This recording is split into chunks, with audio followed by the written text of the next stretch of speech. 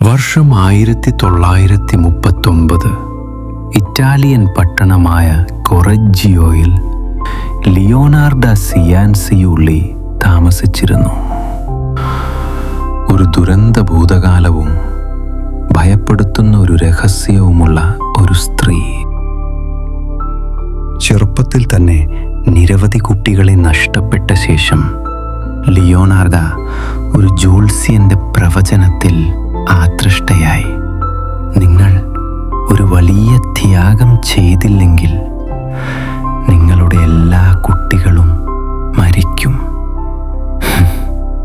അവളുടെ പ്രിയപ്പെട്ട മകനെ യുദ്ധത്തിനായി വിളിക്കപ്പെട്ടപ്പോൾ അവളുടെ ഭയം മാരകമായി മാറി. 1939 1940 ഇടയിൽ 3 സ്ത്രീകളെ വീട്ടിലേക്ക് വിളിച്ചു.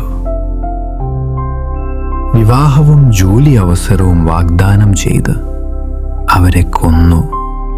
ശരീരം തീയിലുരുക്കി സോപ്പും കേക്കും ഉണ്ടാക്കി.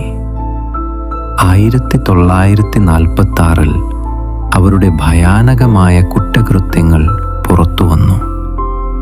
ലിയോനാർഡോയെ കുറ്റക്കാരി എന്ന് കണ്ടെത്തി 30 വർഷം തടവിനും 3 വർഷം മാനസികാരോഗ്യ കേന്ദ്രത്തിലും ശിക്ഷിച്ചു.